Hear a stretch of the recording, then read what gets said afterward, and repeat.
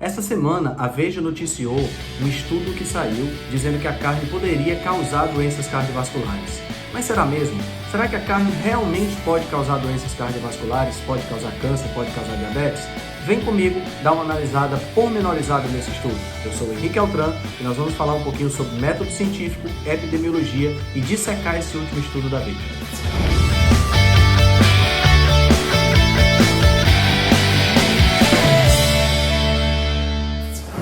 Bom, então vamos lá. A primeira coisa que a gente tem que entender a respeito desse estudo que a Veja noticiou com muito alarde é que tipo de estudo é esse. Para quem não manja muito de ciência, é importante a gente conhecer os tipos de desenho de estudo científico que a gente pode ter.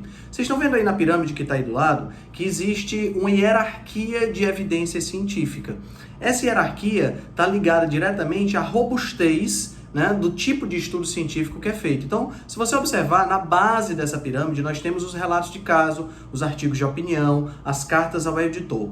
Esse tipo de artigo, apesar de ser publicado num periódico científico, nada mais é do que a opinião de uma pessoa ou relato de um médico, de um atendente, de um dentista, de um fisioterapeuta, que fala sobre um caso específico de um paciente que ele teve. Então, é um nível de evidência científica muito fraco. Na medida que a gente sobe dentro dessa pirâmide, nós temos estudos feitos com os animais e depois nós temos os estudos de coorte ou os estudos observacionais. Estudos onde não há uma intervenção direta do cientista em relação ao que está sendo observado. Então, nesse tipo de estudo, a única coisa que eu vou fazer é observar uma determinada população e, através dessa observação, eu vou desenvolver uma teoria do que é que está acontecendo.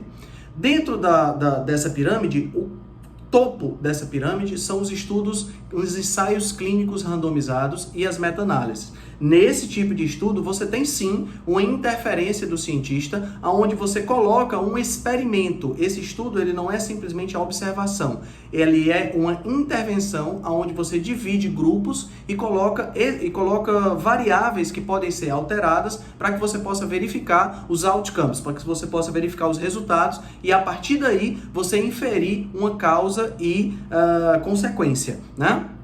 Então, os estudos epidemiológicos, que é exatamente o tipo desse estudo que a gente acabou de ver na Veja, são estudos que têm muita importância dentro da ciência, né? Eles podem levantar hipóteses, né? Então, eles podem também negar hipóteses, né? Porque se você vê, por exemplo, se você imagina assim, bom, eu acho que quem usa sapato vermelho corre o risco maior de escorregar e cair no chão.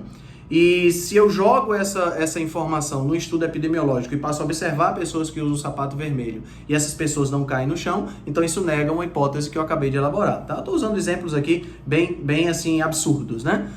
Agora, um estudo epidemiológico ele nunca pode esboçar causa e efeito.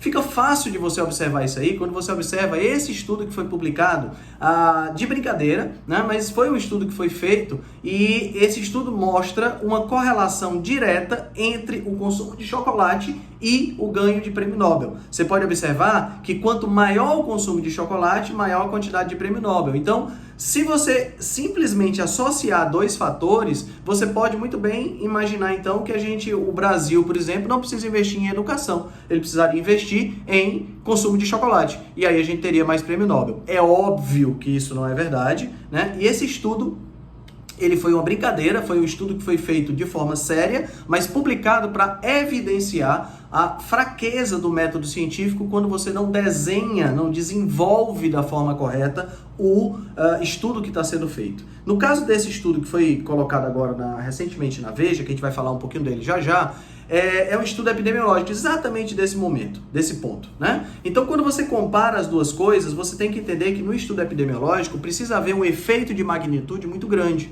Então, por exemplo, quando você pega a relação entre fumar, o cigarro, e o câncer de pulmão, tá? Então essa relação ela existe, é uma relação de 20 vezes. Então a pessoa que fuma, ela tem 20 vezes mais chance de desenvolver câncer de pulmão do que uma pessoa que não fuma. Isso é um risco, pessoal, de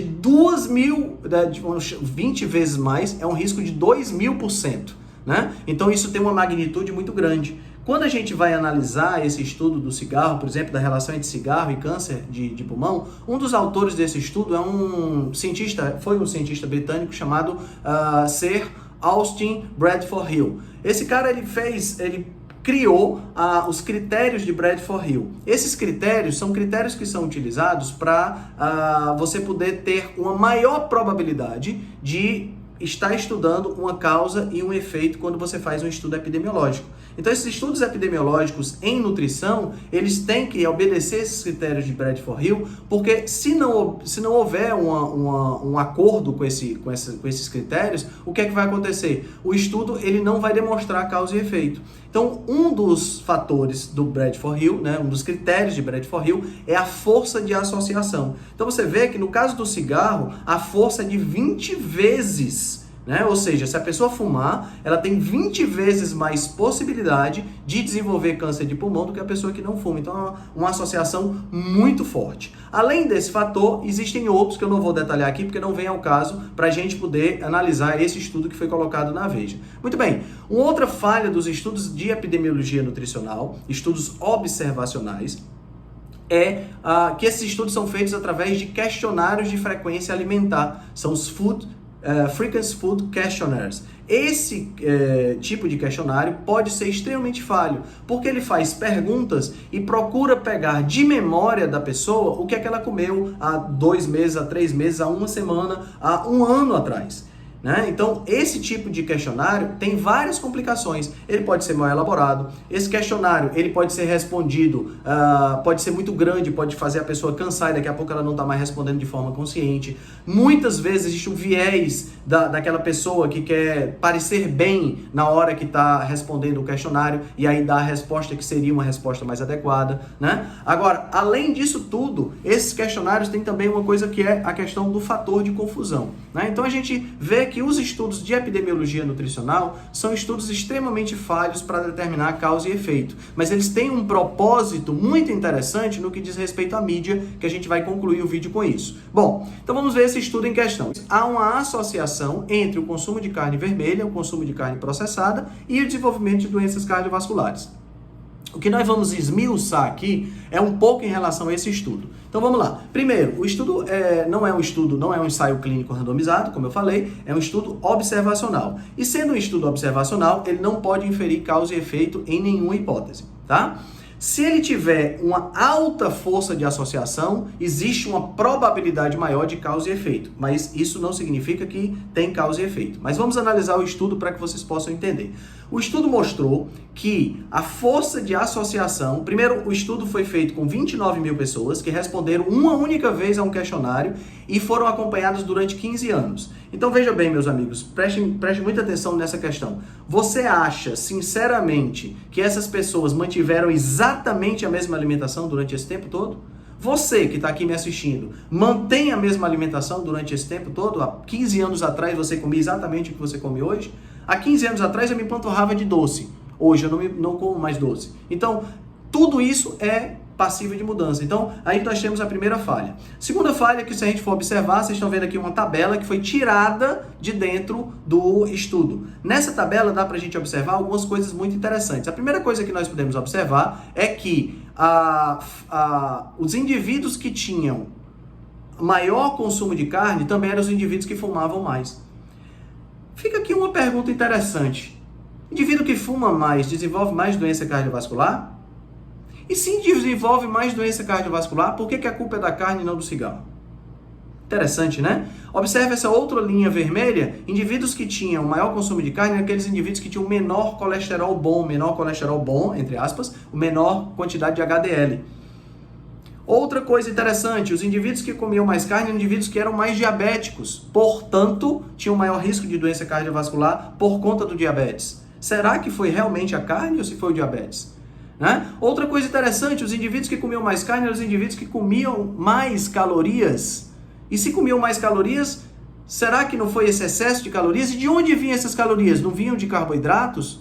né? Então, todos esses fatores são fatores chamados fatores de confusão, que estão ligados diretamente ao outcome, ligados diretamente ao resultado do estudo, que é uma maior mortalidade por todas as causas, uma maior mortalidade por doenças cardiovasculares. Então, fica fácil de entender que um estudo como esse nada mais é do que um massageamento de dados para tentar se extrair alguma coisa e, no final das contas, não se chega a lugar nenhum. Esse último quesito que está aí, os indivíduos que consumiam mais carne também eram os indivíduos que consumiam mais álcool, logo uma propensão maior para doenças cardiovasculares, para perda de massa magra e tudo mais, né? Então, pessoal, se a gente analisar esse estudo com olhos de ciência, a gente já percebe que esse estudo por si só, ele não se sustenta, né? Ele não se sustenta porque a gente tem uma questão dos fatores de confusão, que eu acabei de relatar para vocês. Os indivíduos que mais consumiam carne também eram os que fumavam mais, bebiam mais, tinham mais diabetes, e a gente está colocando a culpa na carne, quando eles tinham diversos outros fatores que poderiam gerar também uma quantidade maior de doenças cardiovasculares, né? Agora, tem um outro ponto também. O fator de associação, um dos critérios de Bradford-Hill, foi de apenas 7%. Eu não estou falando aqui de 20 vezes mais, o que seria equivalente a 2.000%. Eu estou falando de 7%, 1,07 vezes mais câncer do que a pessoa que não consumia carne ou que consumia menos carne. Isso significa o quê, pessoal? Isso é muito claro. Significa que esse tipo de associação é tão fraca, tão frágil, estatisticamente tão insignificante, que os cientistas sérios, os estatísticos sérios, consideram isso dentro da margem de erro da própria matemática. Isso significa, pessoal, que esse estudo e nada é absolutamente a mesma coisa. Esse fator de associação é risível. No ano passado, no final do ano passado, eu comentei aqui no Instagram, num post, um estudo que saiu mostrando que essa associação da carne vermelha com doenças cardiovasculares, com diabetes, era tão fraca que o conselho de mandar as pessoas deixarem de consumir carne vermelha era um conselho infundado e que não fazia nenhum sentido. Esse estudo foi extremamente criticado, antes mesmo de ser publicado, numa manobra das indústrias para que o estudo não fosse publicado. E esse agora que saiu e que foi alardeado aos 4 cantos pela Veja, vem mostrando não só isso, vem mostrando que a mídia, a nossa mídia, a Veja e outros veículos de comunicação, o foco não é informar, o foco é simplesmente alardear determinado assunto para que eles possam obter mais cliques e com isso possam ganhar mais dinheiro com mídia. Então hoje a gente tem um movimento pró-veganismo muito forte, e esse movimento pró-veganismo, esse movimento de pseudociência faz com que qualquer coisa que fale mal da carne aumente a quantidade de cliques, e aí a gente acaba tendo esse tipo de estudo sendo favorecido na mídia. Então fica aqui o pedido de muito mais atenção para que quando você veja esse tipo de manchete, você procure pesquisar mais a fundo, procure ter acesso ao texto original para que você possa, por si só, tomar a sua própria decisão. Então, esse tipo de estudo, esse estudo epidemiológico, esse tipo de estudo epidemiológico é um estudo de base científica extremamente fraca, um nível de evidência científica extremamente fraco e que não vale a pena ser levado em consideração. Ok? Então fica aqui o meu recado para todos, espero que todos tenham compreendido e qualquer dúvida, bota aqui nos comentários que a gente já pode responder.